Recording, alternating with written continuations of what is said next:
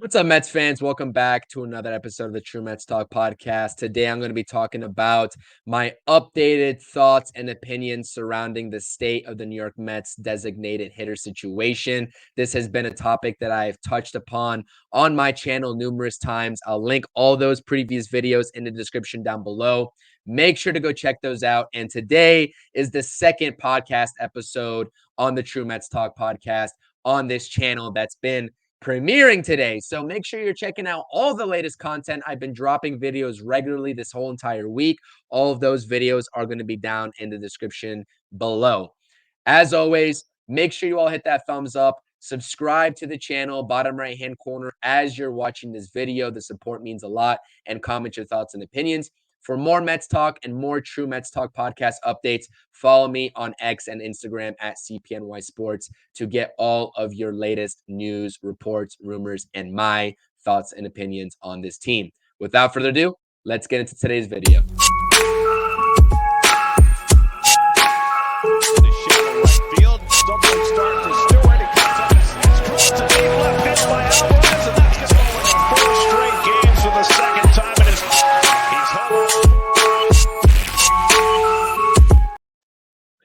All right, so in this video, I'm going to be talking about the top 3 guys right now that are in serious contention for the 2024 New York Mets DH job. Just a little bit of a disclaimer. I have not included JD Martinez in this video, and I will not be talking about him simply due to the fact that I have not seen any recent reports that have linked JD Martinez to the Mets seriously. Now, like I said, he's definitely certainly in play still, but with everything that we know, he is not the name that the Mets are prioritizing as of right now, or I should say, as the reports suggest. But in contrast, we'll be talking about 3 guys here in just a minute that I seriously do think the Mets are in serious contention for. And I'll be giving my logical thought on who the Mets are going to be rolling with in 2024 for the DH spot versus who I would like the Mets to deploy at the DH spot in 2024. Now, let's get into it. Our first name here is Jorge Soler, and he has a hell of a following within this Mets fan base. And his market is as such. He's currently seeking a 3-year deal, but recent reports, whether they're true or not, have suggested that he could mimic a Teoscar Hernandez type move and take a higher AAV for maybe a shorter term deal, perhaps even 1 year. Now, I know a lot of people like Jorge Soler. This has been a name on the market, especially within the Mets fan base on social media, on Twitter primarily, that has drawn a lot of interest and attention. And I truly think, objectively speaking, a lot of that attention is focused around the recency bias surrounding his numbers. Now, a lot of people around the Mets fan base, knowing that this is a bridge year and given all of the 1-year deals that we have seen go down this offseason so far, seem to be getting a little desperate in terms of getting that big move, that big name on the market. And David Stearns has went out and dropped a couple of quotes in his sit-down interview with Andy Martino saying that it's not his job to win the offseason in terms of the headlines, but in terms of winning ball games on the field. Now, Jorge Soler is a great player. Don't get me wrong. And I'm not going to sit here and try to sell you that he isn't. Especially in 2023, you look at his baseball savant metrics, the advanced metrics, xWOBA, expected slugging, barrel percentage, exit velocity, hard hit rate, all of that. Fantastic. The ball flies off of Jorge Soler's bat, and he doesn't really strike out at above average clip in terms of the MLB average. He's right around league average, especially for a power hitter. That's huge. He doesn't K a lot in the grand scheme of things, and I think that that's a sort of myth surrounding Jorge Soler. But what I will say is that I'm not jumping on the Jorge Soler bandwagon, certainly not to the extent that a lot of other Mets fans are right now. I think, like I said, it's a lot of recency bias. He's had some great seasons over the last 3 seasons, primarily in 2021 and 2023, like you see on your screen here.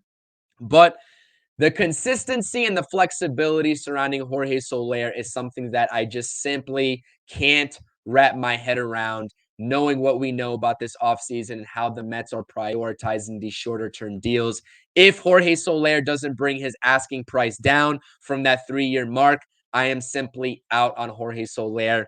I do not want the Mets' hands is tied to a guy like this that is going to be a strict DH for the next 3 seasons that he wants on the contract and have this be a Starling Marte 2.0 situation. And we all know how the Mets are stuck with Starling Marte now, paying him $20 million a year. Nobody else around the league is going to take on anywhere near the number of salary in that $20 million a year from the New York Mets in a potential trade. So the Mets are presumably stuck with Starling Marte. Now, with Jorge Soler, the driving point is protection for Pete Alonso. He can hit you, he can get you 30 plus home runs consistently. That's been the common idea or thought process within this Mets fan base surrounding Jorge Soler. And I'm here to challenge that idea because within his 10-year career so far, he's 31 years old in the prime of his career. And he's rightfully so looking for that long-term deal, primarily being 3 years, or so we've heard. He's only hit 30 home runs plus in 2 of his first 10 seasons, being 2019 with the Kansas City Royals, hitting 48 home runs, and most recently in his All-Star season with the Miami Marlins, hitting 36 home runs. Every other single year, he's below that 30 home run metric. So if that's your driving point for Jorge Soler, then I challenge you to go look at his career and see if that long ball has been consistent, which it hasn't been. The only other year that he's come close to hitting 30 plus home runs was in 2021 when he split time between the Royals and then presumably went over at the trade deadline to the Braves where he lit it up and helped them win that 2021 World Series. That's the only other year.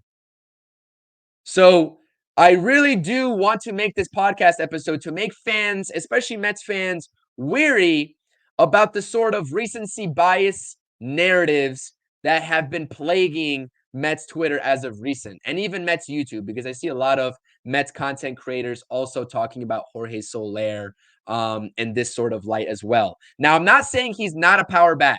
I just gave you all the advanced metrics, and we see he has hit 48 and 38 home runs in his career before, respectively, and albeit pitchers' ballparks.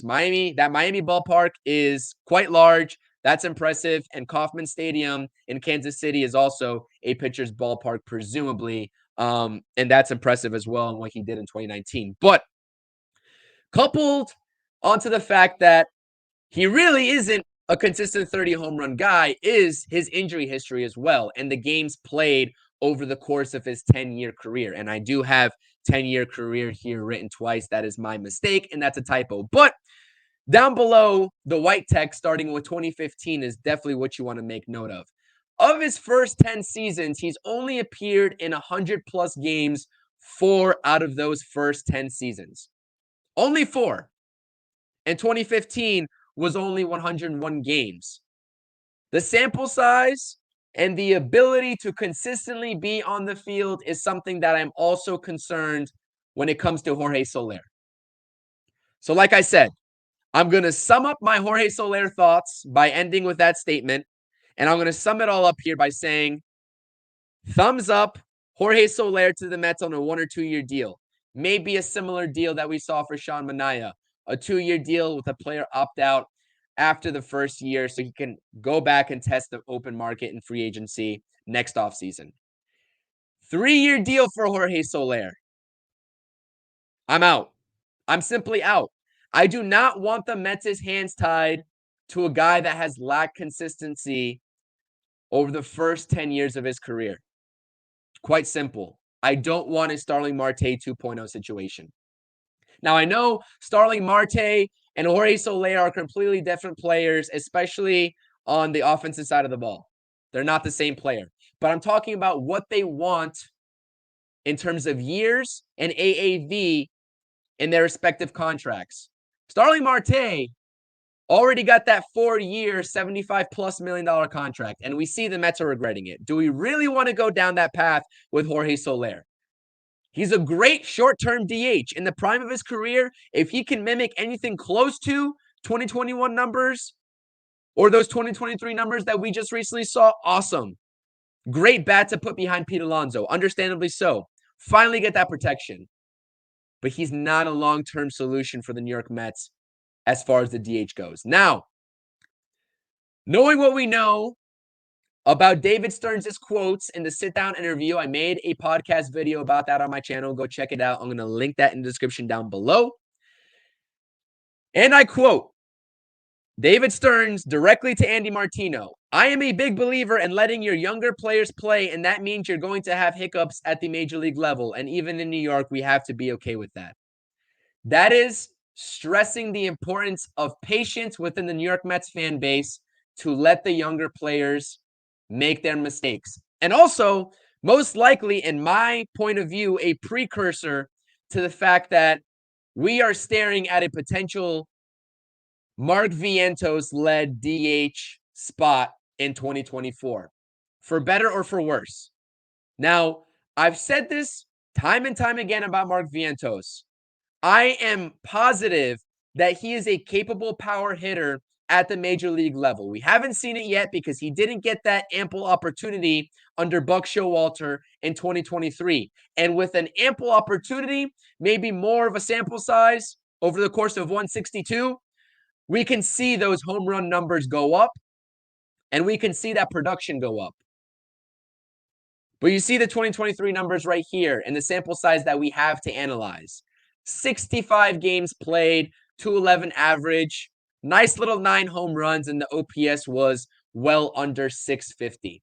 Now, like I said, if this year is a bridge year and David Stearns is seriously considering Mark Vientos to be that everyday DH in this bridge year, in terms of figuring out if he is a fit on this roster long-term or not, so be it. That's the cards us as Mets fans have been dealt with. And the Mets front office has not been shy in letting us know, both through their words and through their actions, that this is going to be that type of year, especially given all the one-year deals that we've seen the Mets make so far this offseason.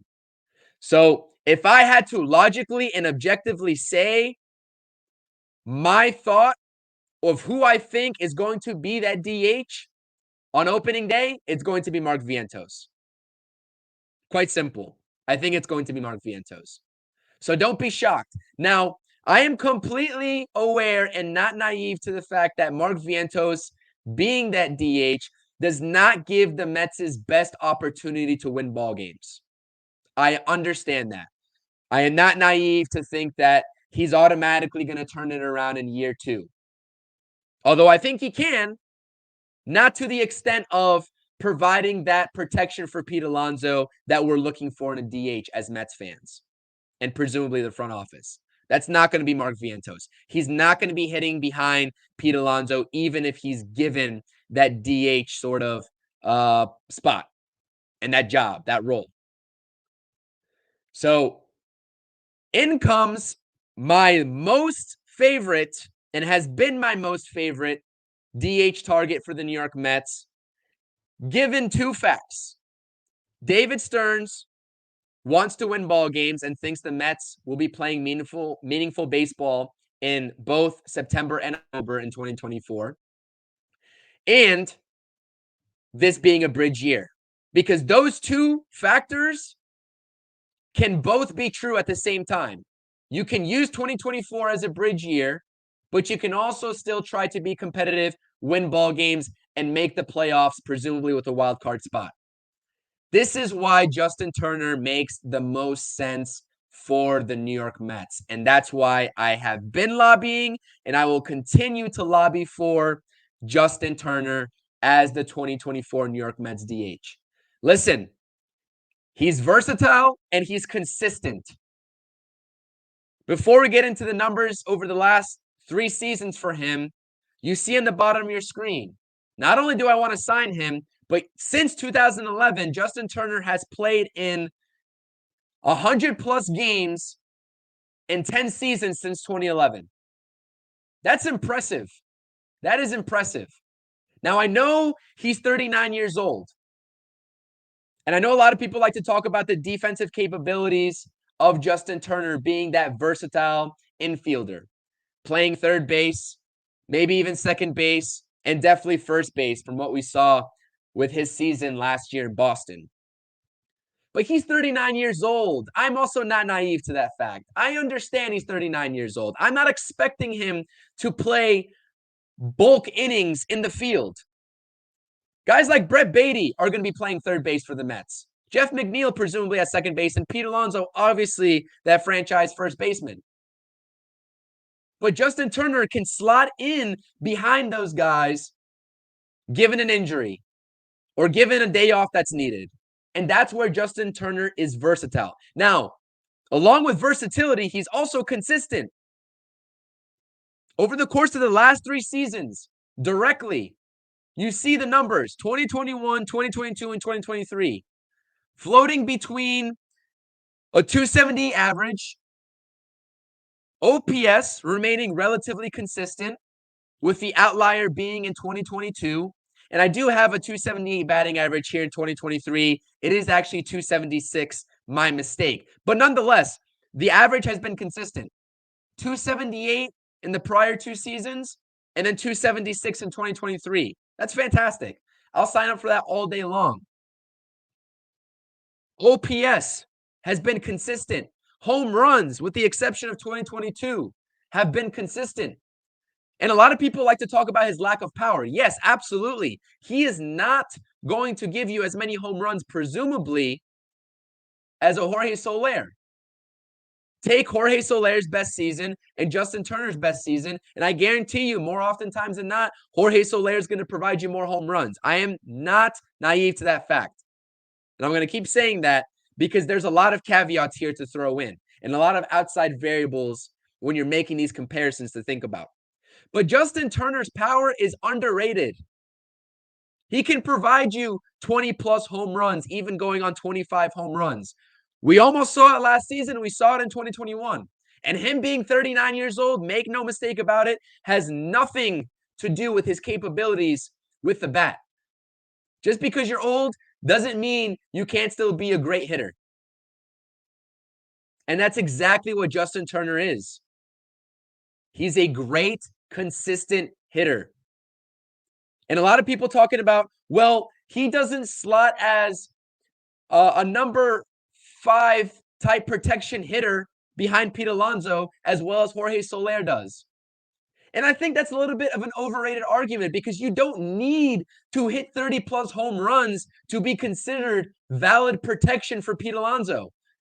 You need to be a great hitter, one that other pitchers are scared of to see in the on deck circle if they're even thinking about pitching around Pete Alonso.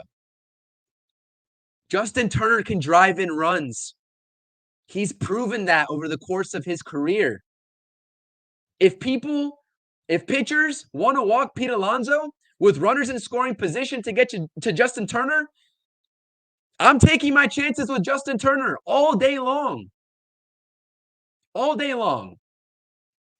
And honestly, that might even be better of a situation for the New York Mets in terms of run productivity, given the average and given how complete of a hitter he is, as opposed to Jorge Soler. He's an all fields type hitter, gap to gap, consistent doubles. That's what we need in 2024. Now, like I said, contractually, this makes perfect sense for the New York Mets as well. He's not going to be asking for presumably anything more than a 1-year deal. Presumably, because that can change, and I'm not a part of that negotiation process between Justin Turner's agent and the New York Mets. But presumably a 1-year deal for Justin Turner, given his age, gets it done. Justin Turner as DH helps you win more ball games and be competitive and be that competitive team that David Stearns has stressed the Mets are going to be in 2024, more so than Mark Vientos. And he provides you flexibility in future off seasons in terms of not handcuffing yourself to a DH long term, more so than Jorge Soler. So that's why I am lobbying for Justin Turner to be the DH and for the Mets to go after him in the next couple of days to next couple of weeks. whenever Justin Turner decides to sign with a team, I hope that it's the New York Mets above anyone else, objectively. Am I going to be sad to see Mark Vientos DHing in 2024? No, I think he deserves an opportunity, and I would not be surprised given David Stearns' comments if it's Mark Vientos. Am I going to be upset if they throw the bag at Jorge Soler and they come out of left field and throw the bag at Jorge Soler and change up the entire tune of their offseason and what they've been doing so far with these contracts? No. I'll take Jorge Soler all day, but I think it makes the most sense, objectively speaking, to have Justin Turner as your bridge year DH in 2024. Let me know in the comment section down below what you all think. Who do you want of the three names that I spoke about and why? And if it's JD Martinez, make the argument for him as well. Hit that comment section, hit that thumbs up, and subscribe to the channel, bottom right-hand corner. As you're watching this video, you can just hover over my icon and subscribe to the channel. Follow me for more Mets talk and more objective Mets talk on X and Instagram at CPNYSPORTS. You know where to find me. This has been the latest podcast episode talking about the 2024 New York Mets DH situation. Let me know in the comments section. We'll be talking about the New York Mets moving forward in the offseason, going into the regular season, a whole lot more. The content is going to keep flowing on this channel, so make sure you subscribe. Don't miss out. Tap the notifications button to get notified when I go live or drop a pre-recorded episode just like this one.